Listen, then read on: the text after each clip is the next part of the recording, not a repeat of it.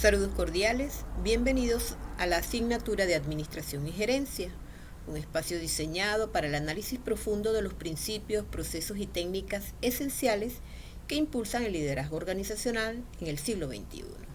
La competencia central de esta asignatura es que el estudiante desarrolle la capacidad de analizar los procesos y técnicas gerenciales con un criterio analítico, crítico y reflexivo.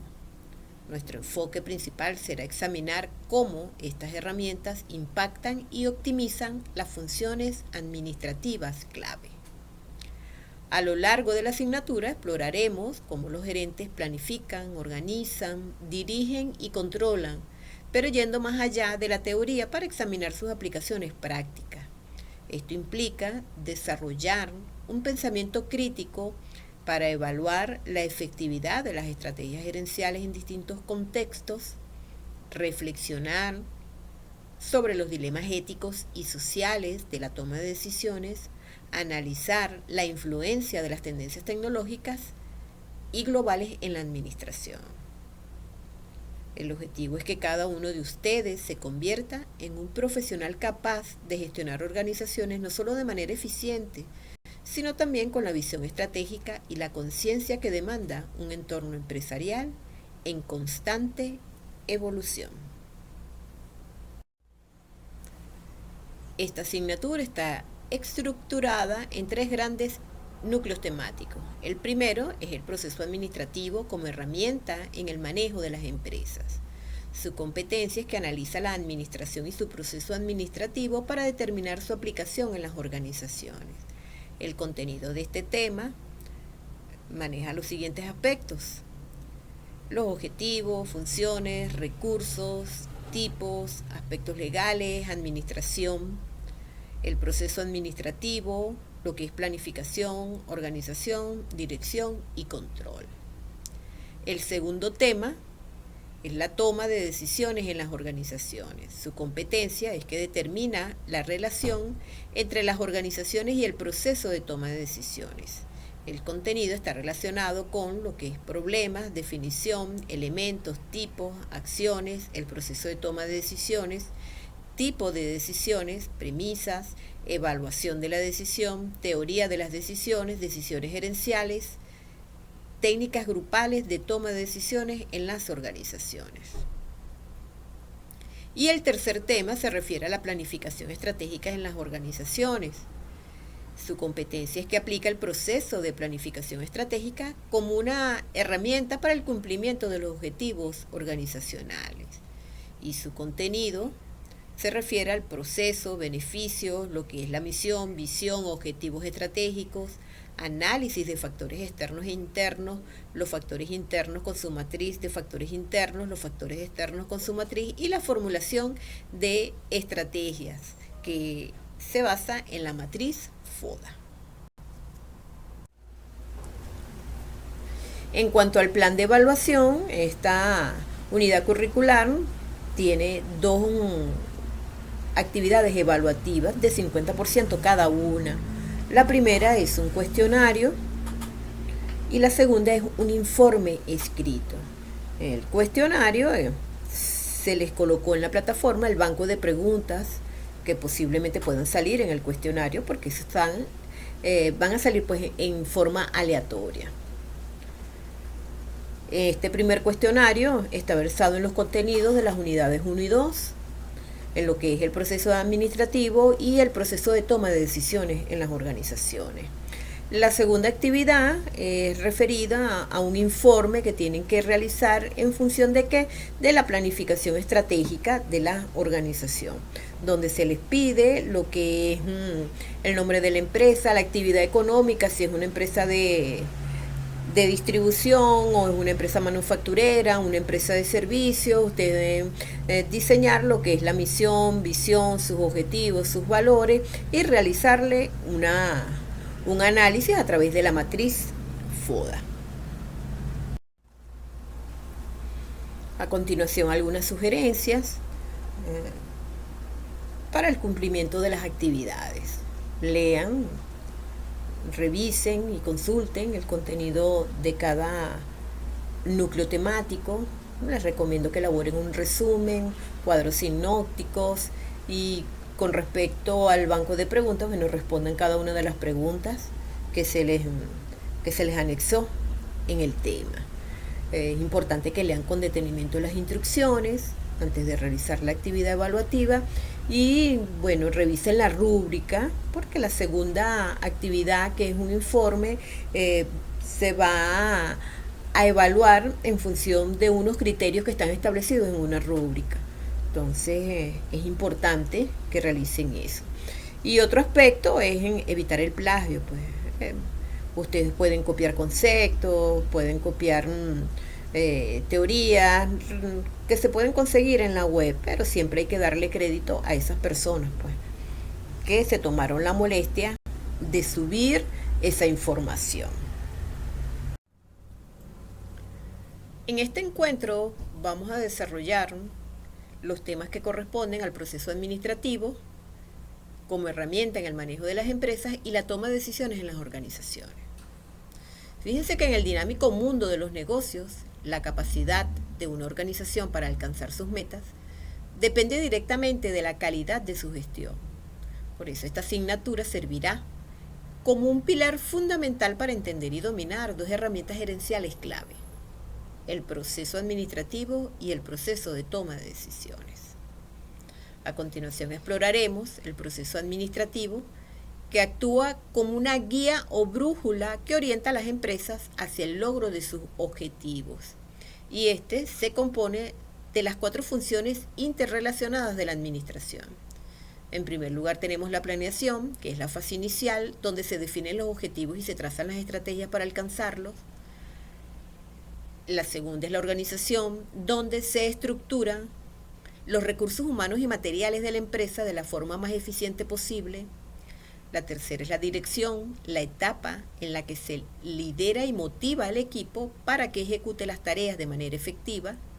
Y la cuarta es el control, el monitoreo y ajuste constante para asegurar que los resultados se alineen con los objetivos originales. Dominar estas etapas no solo permite una gestión ordenada, sino que también fomenta la proactividad y la capacidad de respuesta ante los desafíos del mercado. Conjuntamente, analizaremos el proceso de toma de decisiones, que es el motor que impulsa cada acción dentro de una empresa. Entenderemos cómo se identifican los problemas, se evalúan las alternativas y se seleccionan las mejores soluciones de manera informada y sistemática, desde las decisiones operativas más simples hasta las estratégicas de mayor impacto, y este proceso es crucial para la eficiencia, la innovación y el crecimiento de la organización.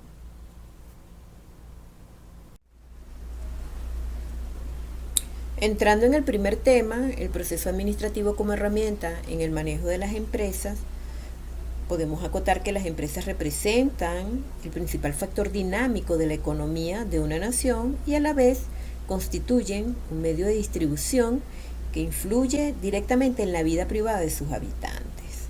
La naturaleza o tierra, el trabajo y el capital constituyen los factores de producción de los bienes o servicios, entendiendo por tales los que, siendo escasos, requieren un esfuerzo para su producción y satisfacción de las necesidades humanas.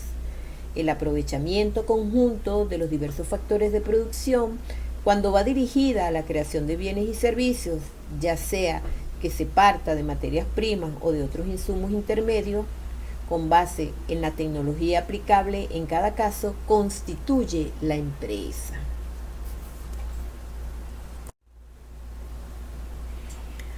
Ahora bien, ¿qué es una empresa? Un elemento esencial de todo sistema económico es la empresa de todo tipo y tamaño. La producción de bienes y servicios, ropa, muebles, alimentos, transporte, gas, entre otros, es responsabilidad de las empresas. Por lo tanto, no podemos concebir una sociedad sin empresas, debido a la gran diversidad cuantitativa y cualitativa de las actividades y de las necesidades de estas. En la lámina presentamos 3 conceptos de empresa, desde la visión de Naylor, define a la empresa desde el punto de vista económico como una unidad capaz de transformar un conjunto de insumos, materia prima, fuerza de trabajo, dinero, tecnología, en un conjunto de bienes y servicios determinados al consumo, ya sea de individuos o de otras empresas. Fernández, por su parte, define a la empresa desde un punto de vista de administración, como la unidad productiva de servicio constituida según aspectos prácticos o legales y que se integra por recursos valiéndose de la administración para lograr objetivos. La OIT, por su parte, define a la empresa como un organismo cuyo propósito es fabricar y distribuir mercancías o proveer servicios a la colectividad mediante el pago de los mismos. Por consiguiente, la empresa es un organismo social, económico, jurídico, sociológico y administrativo, integrados por recursos y que aplica el proceso de administración para lograr sus objetivos. Los objetivos y funciones de una empresa forman un entramado vital para su operatividad y éxito.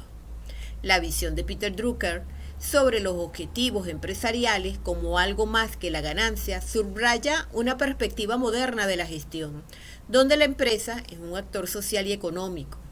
A continuación vamos a profundizar en cada una de las funciones principales que articulan estos objetivos.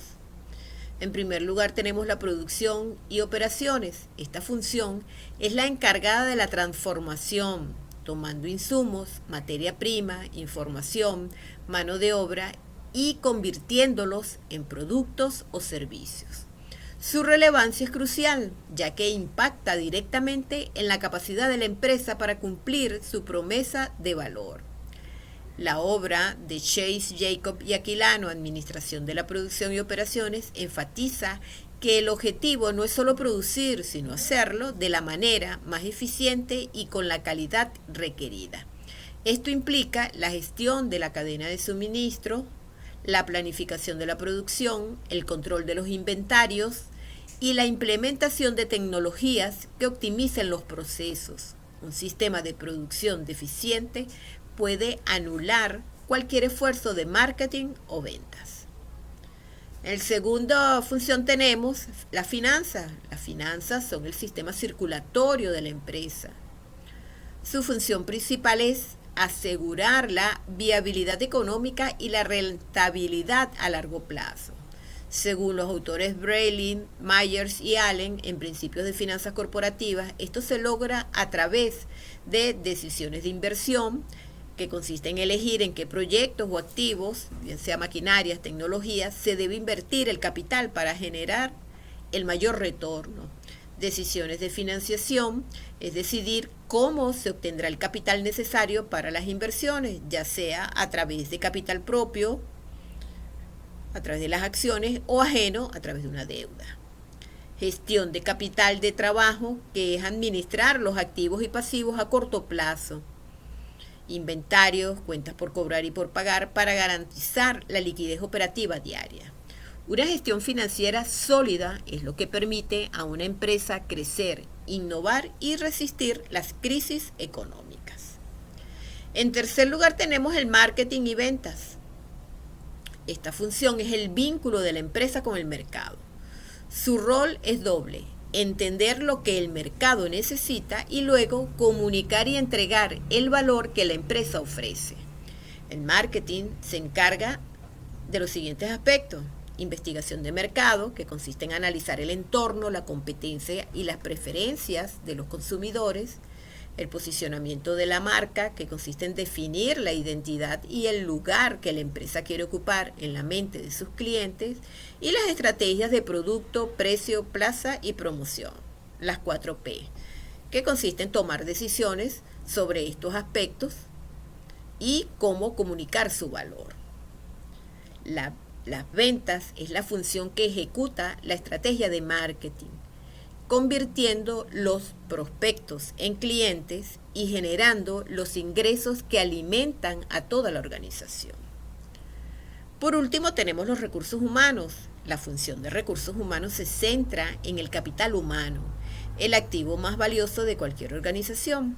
Su objetivo es asegurar que la empresa cuente con el talento adecuado para alcanzar sus metas. Esto incluye una serie de procesos claves, como lo son el reclutamiento y selección, que es encontrar y contratar a los candidatos más cualificados, capacitación y desarrollo, que consiste en invertir en el crecimiento profesional de los empleados para mejorar sus habilidades, compensación y beneficios, que consiste en diseñar estructuras salariales competitivas y paquetes de beneficios que motiven al personal, gestión del desempeño, que consiste en evaluar el rendimiento de los empleados y proporcionar retroalimentación para la mejora continua.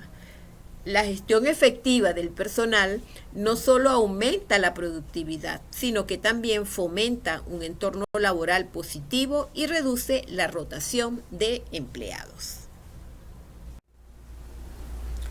Se ha señalado que la empresa es una unidad económica destinada a producir bienes o servicios, venderlos y obtener de ellos una ganancia.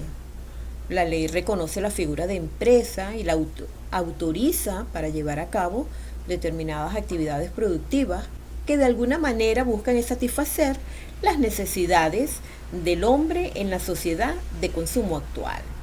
Tal vez lo más difícil de señalar respecto a las características generales de la empresa es lo complicado de definirlas.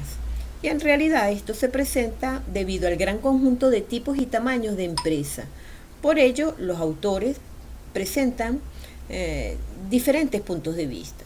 Entonces tenemos que la empresa tiene una personalidad jurídica y esto se debe a que se trata de una entidad sujeta a obligaciones y a la vez tiene derechos establecidos por la ley. Es una unidad económica porque persigue un propósito de lucro, es decir, uno de los objetivos generales es la obtención de utilidades, la producción de los intereses económicos de ella misma, de sus acreedores y de sus propietarios o propietarios, logrando la satisfacción de estos últimos por medio de la obtención de utilidades. También ejerce una acción mercantil porque adquiere insumos para transformarlos en productos terminados, bienes o servicios para su venta. Asume la responsabilidad total del riesgo de pérdida porque la dirección general, a través de su administración, es la única responsable de la buena o mala operación de la empresa. Pueden obtenerse pérdidas o ganancias, éxitos o fracasos, desarrollo o estancamiento. ¿Y todo ello a cargo de qué? A cargo y riesgo exclusivo de la empresa, la cual debe encarar estas contingencias, englobar el riesgo de pérdida total de sus bienes. Y por último, es una entidad social porque es la que resulta y exige la comunidad de acción, interacción, ideas e intereses que se realizan en la empresa. El propósito de una empresa es servir a la sociedad a la que pertenece. Ahora veremos qué es la administración. La administración tiene como objetivo primordial la dirección y conducción de empresas y organizaciones para que logren las metas para las cuales fueron establecidas, pero cuyos principios y postulados pueden ser utilizados en toda actividad que realice el hombre, incluso de manera individual. La administración ha sido conceptuada de diferentes maneras, mientras que algunos teóricos la consideran un proceso, otros le dan el carácter de una ciencia y el mismo término se utiliza con distintas connotaciones.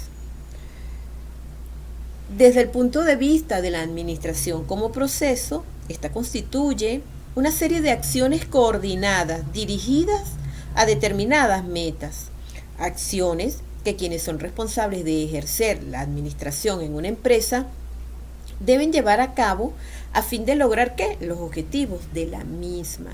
En la administración, los directivos utilizan ciertos principios que les sirven de guía en este proceso. Si vemos a la administración como una disciplina, esta consiste en clasificar la administración como una disciplina que implica ese trato de un cuerpo acumulado de conocimientos susceptibles de aprendizaje mediante el estudio. Así pues, la administración es una asignatura con principios, conceptos y teorías.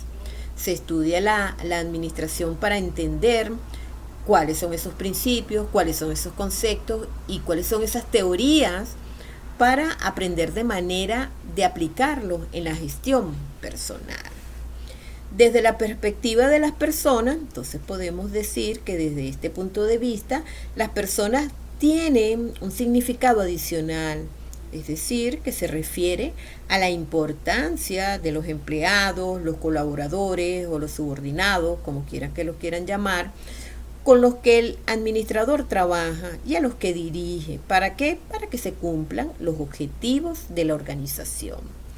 Las personas son la sangre que da vida a la organización. Sin ellas no se podría hablar de una empresa rentable o del lanzamiento exitoso de un producto nuevo. En cuanto al proceso administrativo, desde la visión de Benavides, es aquel que planea, organiza, dirige y controla las actividades de la organización y el que emplea los demás recursos organizacionales con el propósito de ¿qué? De alcanzar las metas establecidas en la misma. Entonces tenemos que en la planificación determina los objetivos y los cursos de acción que van a seguirse, definiendo qué, definiendo cuáles son los objetivos, las políticas, los procedimientos y los métodos. En la parte de organización es que va a distribuir el trabajo entre los miembros del grupo y para establecer y reconocer las relaciones necesarias. Entonces aquí vemos lo que es la división del trabajo, la distribución del trabajo, la delegación de autoridad. Tenemos después la ejecución que viene dada por parte de los miembros del grupo para que lleven a cabo las tareas prescritas con voluntad y entusiasmo. La jefatura a través de la comunicación, el incentivo. Y por último tenemos el control, que es supervisar las actividades para que se conformen los planes. El hecho de que en este proceso administrativo el elemento control esté de último no significa que en cada uno de los anteriores procesos no se lleve a cabo un monitoreo constante de qué es lo que se está realizando. ¿A fin de qué? A fin de que si se desvía de la planificación establecida, entonces tomar las acciones pertinentes para volver al camino trazado.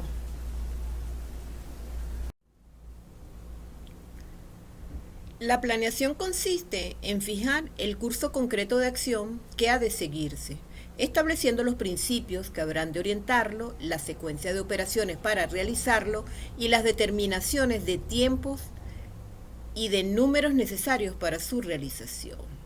La planeación en sí no es la palabra mágica que automáticamente mejora la eficiencia y la efectividad, sino que cubre algunos aspectos de un proceso integral que optimice el uso de los recursos que dispone, que busque nuevas y mejores maneras de hacer las cosas, apoyándose en investigaciones y por último, que se hace en base en un cuestionamiento de una profunda reflexión sobre los fines que se persiguen para que sus esfuerzos tengan sentido.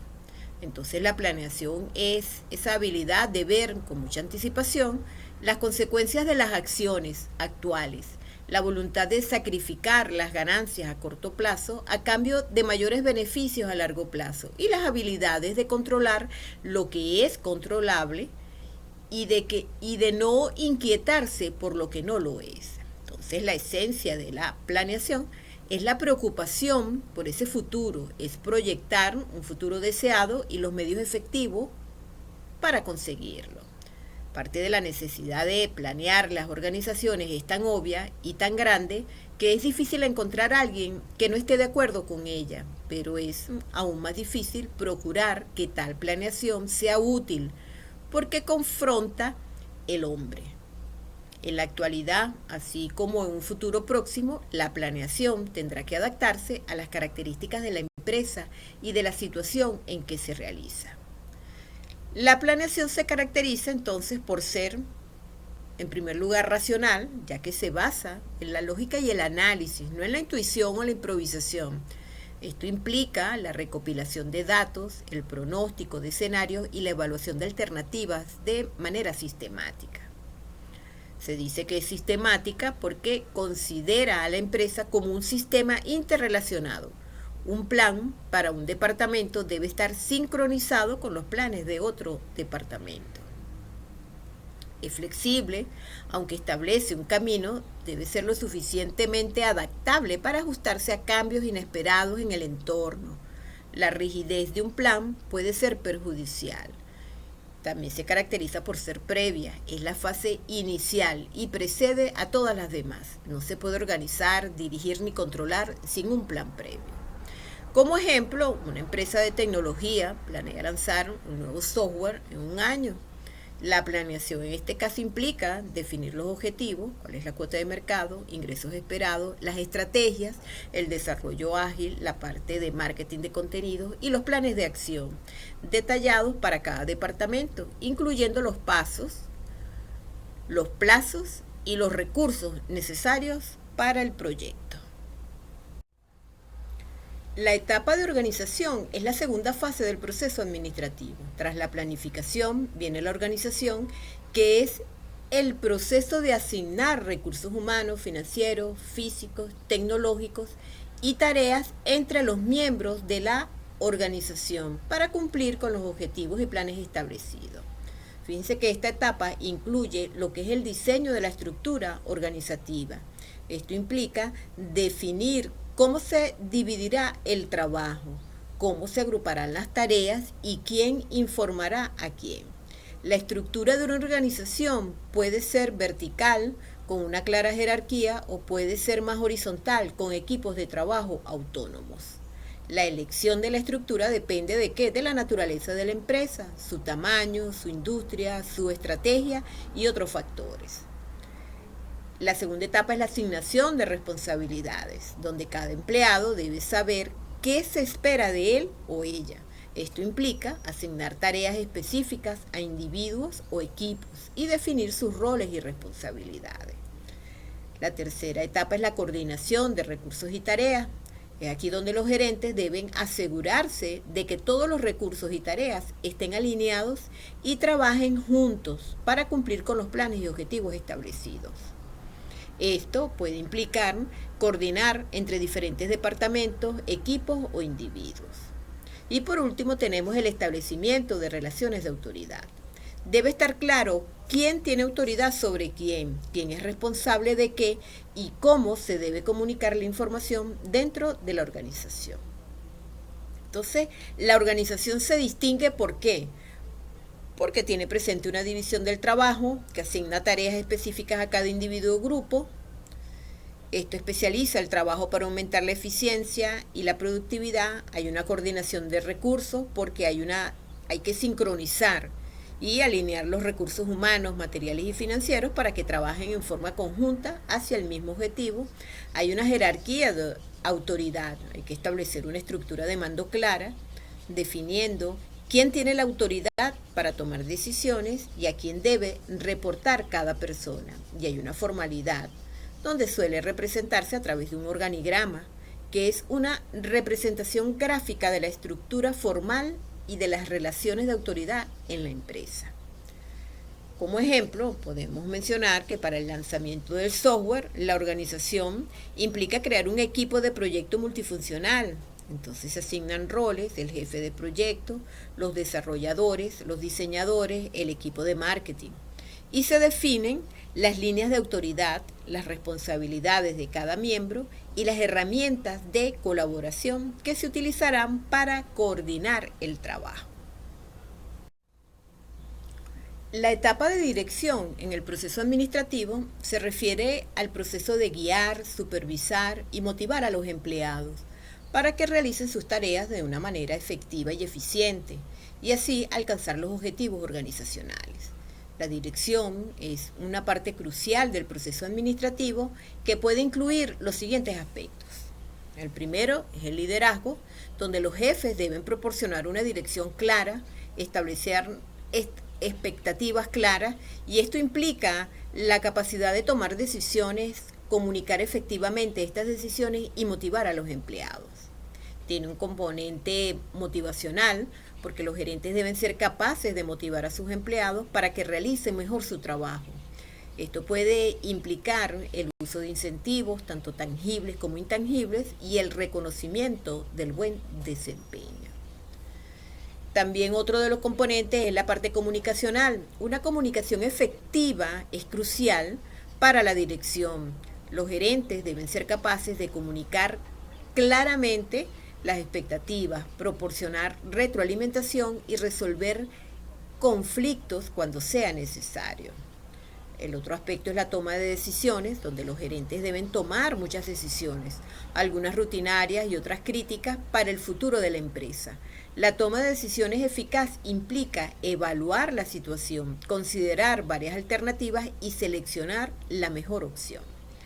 La etapa de dirección en el proceso administrativo es vital porque de ahí los planes y la organización se traducen en acciones, donde los líderes de equipo van a desempeñar un papel crucial en esta fase, ya que son responsables de guiar a los empleados, a los colaboradores y de asegurarse de que están trabajando de una manera eficaz hacia el logro de los objetivos de la empresa.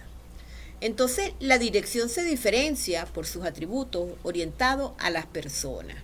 En primer lugar, el liderazgo, que es una función de influencia, donde el líder inspira y guía al equipo para que logre sus metas. No se trata solo de dar órdenes, sino de crear una visión compartida. La parte de comunicación, que es bidireccional, fluye tanto de arriba hacia abajo, instrucciones, como de abajo hacia arriba. Retroalimentación. Una comunicación efectiva es clave para la motivación y la claridad. Tiene un elemento de motivacional porque busca crear un entorno donde los empleados se sientan impulsados a dar lo mejor de sí mismos. Y esto se logra a través de ¿qué? De incentivos, reconocimientos y un ambiente de trabajo positivo.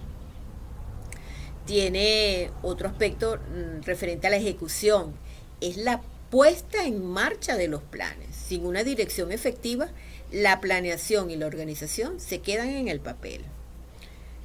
Por ejemplo, podemos mencionar que el jefe del proyecto de software, siguiendo el ejemplo anterior, se encarga de dirigir el equipo. Entonces, esto incluye reuniones periódicas. ¿Para qué? Para motivar, resolver conflictos, comunicar los avances, ofrecer una retroalimentación constructiva y tomar decisiones en tiempo real para mantener el proyecto en marcha y dentro del plan establecido.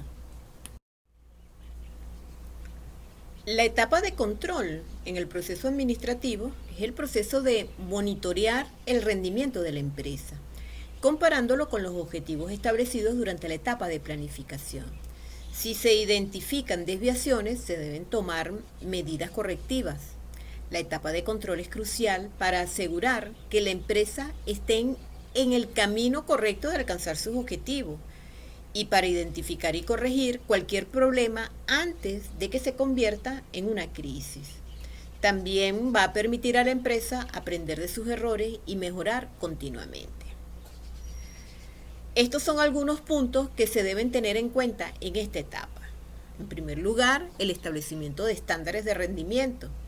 Estos estándares se basan en los objetivos de la empresa, establecidos en la etapa de planificación y pueden ser cuantitativos como las metas de venta o cualitativos como la satisfacción del cliente.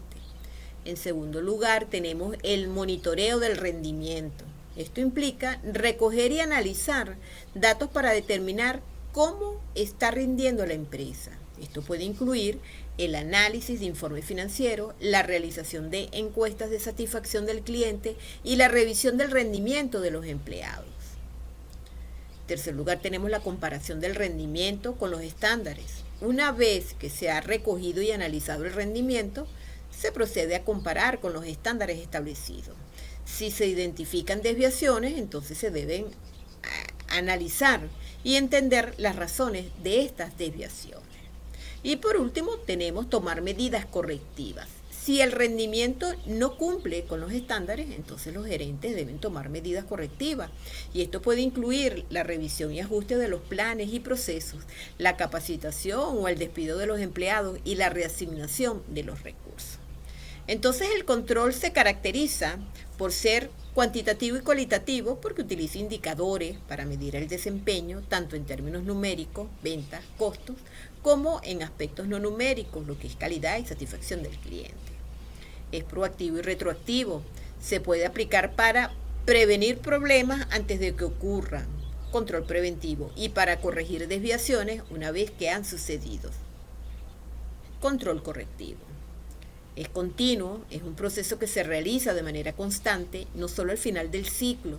Un monitoreo continuo permite detectar problemas a tiempo y está orientado a la acción. Su finalidad no es solo encontrar errores, sino tomar medidas concretas para corregirlos y mejorar el desempeño futuro. Siguiendo el ejemplo, para el proyecto del software, entonces el control implica revisar los avances del equipo semanalmente. Se evalúa si se están cumpliendo los hitos, si el presupuesto se mantiene dentro de los límites y si la calidad del código es la esperada. Si se detecta un retraso, entonces se implementan acciones correctivas como la asignación de más recursos o la redefinición de prioridades. Saludos para todos. Hoy vamos a conversar acerca de los problemas en el contexto organizacional. La tarea más importante que desarrollan a diario quienes trabajan gerenciando o administrando empresas u otro tipo de organizaciones es definir problemas, no resolverlos, según Johansen en el año de 1996, como muchas veces se sostiene. Se puede afirmar, además, que la definición de problemas es lo más importante, porque si el problema se define mal, lo que se haga posteriormente, entre otras cosas, intentar resolverlo, estará equivocado. Entonces, algunas investigaciones destacan la importancia de la definición del problema y la necesidad de estudiarla dentro del proceso de resolución de problemas. Algunos casos, la definición es llamada formulación, en tanto que en otros se considera que la definición es parte de la formulación del problema. Ahora bien, ¿qué es un problema? Espíndola 2005 considera que un problema es una pregunta que se hace acerca de una discrepancia entre lo deseado o esperado y la realidad. Y de acuerdo con Stoner, desde el punto de vista administrativo, estamos en presencia de un problema cuando los directivos enfrentan un desequilibrio entre su estado real y el deseado. Entonces, fíjense que hay una concepción, pues, de que un problema es algo que cambia lo que es la realidad o lo que se percibe de la realidad.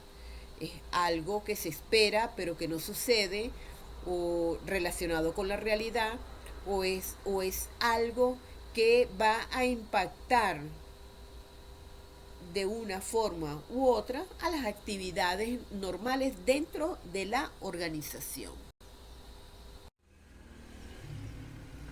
Martínez, González y García en el año 2011 considera que podemos entender como problema a la presencia de ciertos elementos, una situación que tiene una solución en su contexto objetivo y subjetivo. El grupo puede trabajar con él en una dinámica, es representado conscientemente y responde a una lógica conflictual. Es siempre una delimitación, es una parte de un todo.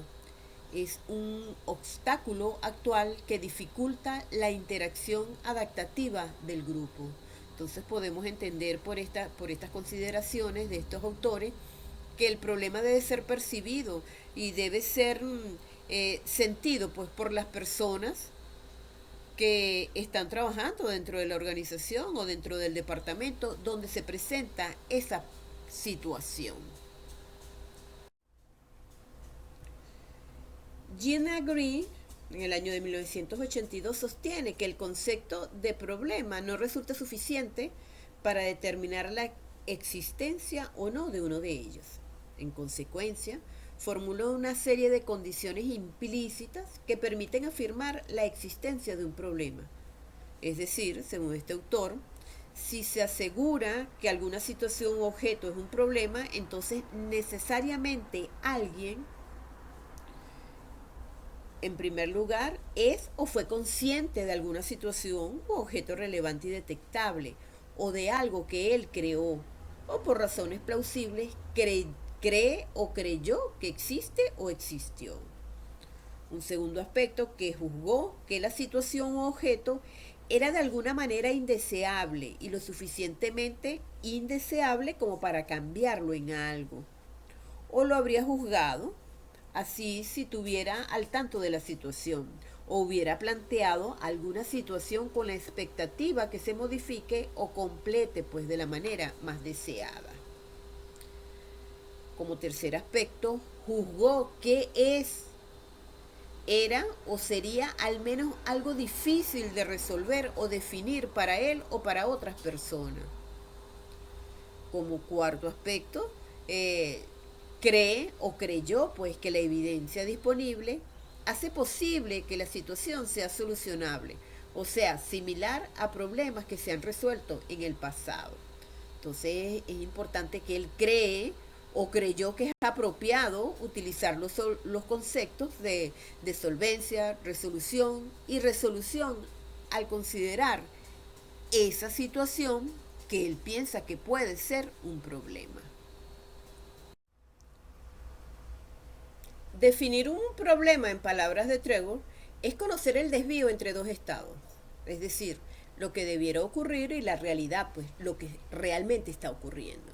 Entonces, ese desvío puede ser negativo porque se considera que algo está mal, o puede ser positivo porque se podría estar mejor. Entonces es lo que uno dice que se está ante una oportunidad. Esto significa que se plantea que hay un problema porque estamos mal, o bien porque podemos estar mejor, o este último se denomina oportunidad, y de este modo se incorpora la idea de problema. Por ejemplo, si existe un proceso productivo eficiente, pero se presenta en el mercado una máquina a un precio accesible que va a permitir pues mejora hasta un 20% en los resultados, entonces indudablemente estamos en presencia de que tenemos un problema. Este autor propone una metodología para abordar pues la resolución de problemas o para lograr oportunidades y considera el análisis de situaciones como su punto inicial. Entonces el análisis de situaciones sugiere que comienza cuando se detecta que algo ha salido mal o existe una oportunidad y recomienda estar alerta a tres señales. Una desviación, lo que ha ocurrido realmente no es lo que debería haber ocurrido, una amenaza futura, algún hecho que podría causar futuros inconvenientes o una oportunidad para mejorar. Entonces el desvío entre la situación actual y la deseada, es decir, detectar posibilidades que permiten mejores resultados. Lo que debería ocurrir, según este autor, es que evoca la idea de estado deseado. Lo que realmente ocurre puede generar dificultad al momento de acordar cuál es esa realidad. Entonces todo dependerá de qué, del tipo de problemas que se trate y de los actores involucrados, valores, creencias, intereses, entre otros. Entonces para resolver un problema, entonces hay que tomar una serie de acciones, una serie de pasos, pues. En primer lugar, reconocer el problema, hay que definirlo, hay que identificar una desviación entre lo que debería estar ocurriendo y lo que realmente ocurre. Un segundo aspecto es considerar una acción interina, pues si los efectos del problema son suficientemente negativos y no es posible una inmediata acción correctiva, ganar tiempo implementando una acción interina. Será de gran utilidad un rápido análisis pues, de decisiones y un análisis de problemas potenciales para la selección e implementación de esta acción. En tercer lugar, encontrar la causa del problema. Si se desconoce la causa de la desviación, entonces hay que iniciar un análisis del problema para buscar la causa verdadera. En cuarto aspecto tenemos determinar la acción correctiva. Hay que iniciar un análisis de decisiones para tomar acción contra la causa. Y por último, bueno, implementar la acción correctiva, que luego de efectuar la elección, realizar el análisis de problemas potenciales, entonces se implementa a fin de asegurar el éxito, siempre monitoreando esas acciones correctivas. Y para finalizar, les dejo este pensamiento de Albert Einstein. No podemos resolver problemas pensando de la misma manera que cuando lo creamos. Es una invitación a la reflexión y a repasar eh, todo lo inherente pues, a la concepción del problema. Hasta un próximo encuentro. Gracias por su atención.